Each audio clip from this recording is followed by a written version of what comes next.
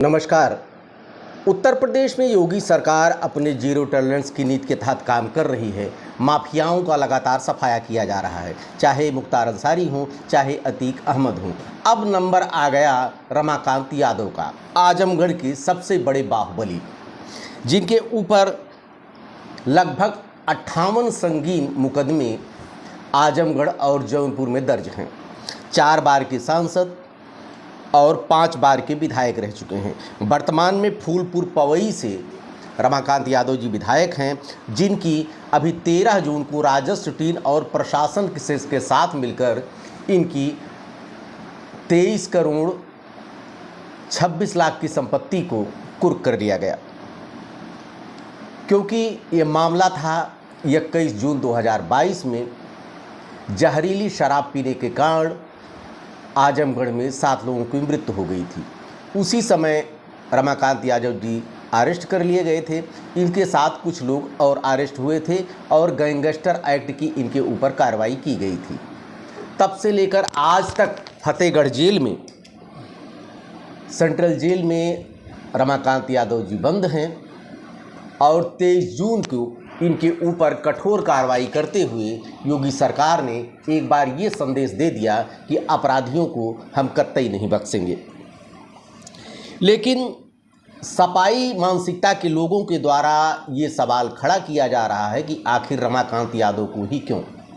रमाकांत यादव के सलीके अपनी स्वजातीय बिरादरी योगी आदित्यनाथ के बहुत से ऐसे क्षत्रिय अपराधी हैं, नेता हैं, जिनके ऊपर संगीन आरोप लगे हैं, संगीन उनके ऊपर मुकदमे दर्ज हैं। आखिर उनको बख्शा क्यों जा रहा है? चाहे ब्रजेश सिंह हो, चाहे धनंजय सिंह हो, चाहे ब्रजभूषण सिंह हो, इस तरह से अगर देखा जाए चुलबुल सिंह कि पूरे प्रदेश में बहुत से क्षत्रिय नेता हैं जिनके ऊपर संगीन धाराओं में मुकदमे दर्ज हैं, लेकिन उनके ऊपर कोई भी कार्रवाई योगी सरकार नहीं कर रही है।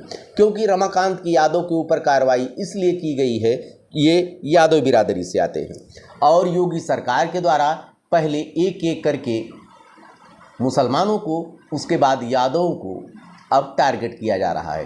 पूर्व में जिस तरह से मुख्तार अंसारी को मारा गया, उसके बाद अतीक अहमद को मारा गया, अब नंबर रमाकांत यादव का आ गया है। ऐसा समाजवादी पार्टी के विचारधारा के लोगों के द्वारा इस तरह के सवाल खड़े किए जा रहे हैं। सवाल भी जायज़ है, सही बात, अपराधियों पर कार्रवाई होनी चाहिए।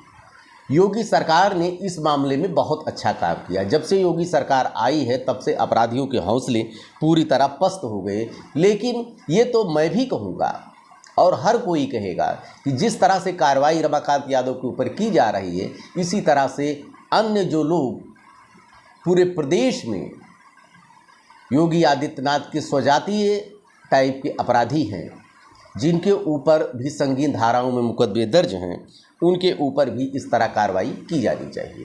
आपको बताते चलें कि 2027 का चुनाव नज़दीक आ रहा है। अभी आरोप लगाया जा रहा है समाजवादी पार्टी के विचारधारा के लोगों के द्वारा कि चूंकि यम और वाई मुसलमान और यादव समीकरण समाजवादी पार्टी का है, किसी भी तरह से भारतीय जनता पार्टी की योगी सरकार का ये प्रयास है कि यम वाई समीकरण को तोड़ा जाए, क्योंकि अन्य अदर जितने ओबीसी हैं उनको साथ लिया जाए। इसी नीति के तहत 2014, 2017 में उत्तर प्रदेश में, 2022 में भारतीय जनता पार्टी सरकार सफल हुई, क्योंकि यम वाई समीकरण ही केवल समाजवादी पार्टी के बाद बचा। शेष जितनी जातियां थी वो भारतीय जनता पार्टी के साथ में आ गई। चूँकि मायावती का कमज़ोर होना ये बताता है कि जितने दलित वर्ग का वोट है सब भारतीय जनता पार्टी में शिफ्ट हो गया। जब भारतीय जनता पार्टी मजबूत होती है तब मायावती जी कमज़ोर होती है, जब मायावती जी मजबूत होगी तो भारतीय जनता पार्टी कमज़ोर होगी। इस तरह का जो समीकरण है ये पूर्व के दिनों में देखने को मिला है। लेकिन जिस अब नीति के तहत योगी सरकार चल रही है, इसे स्वागत करने योग्य है। जो भी अपराधी हों, जो भी हो, इनकी संपत्ति कुर्क की जानी चाहिए। इनके ऊपर ऐसे ही कार्रवाई की जानी चाहिए जैसे कि 13 जून को राजस्व टीम के साथ पूरे प्रशासन का अमला ने डुग्गी पिटवा कर रमाकांत यादव की इस पूरी ज़मीन को कुर्क कर लिया गया, जो 23 करोड़ 26 लाख की है। ये ऐसे अपराधियों को उत्तर प्रदेश में कतई बख्शा नहीं जाना चाहिए, लेकिन ये भी है कि पक्षपात भी नहीं होना चाहिए।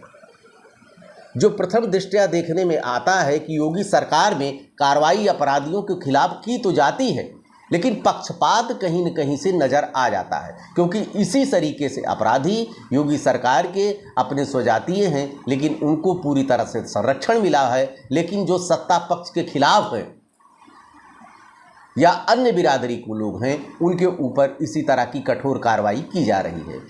लेकिन हम इसका विरोध करते हैं। कार्रवाई सबके ऊपर होनी चाहिए, किसी स्पेशल, किसी बिरादरी, किसी धर्म पर कोई भी कार्रवाई नहीं होना चाहिए। अपराधी की कोई जाति नहीं होती, अपराधी का कोई धर्म नहीं होता है। इसी तरह से देखते रहिए चैनल। आगे इससे बेहतर वीडियो में फिर आपसे मिलेंगे। चैनल को शेयर कीजिए, सब्सक्राइब कीजिए। ढेर सारी शुभकामनाएं आपको। धन्यवाद।